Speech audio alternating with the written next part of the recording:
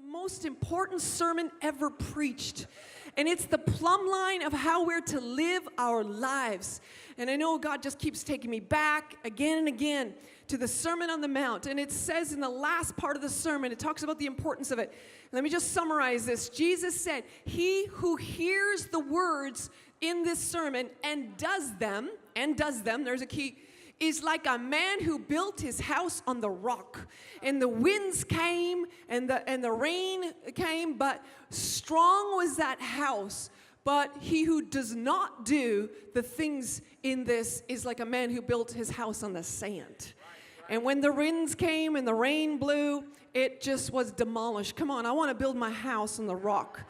And I want to take that narrow way and all of the other analogies that Jesus used. So this is important stuff. And so let's look at it again. We talked about the Beatitudes, about being salt in life.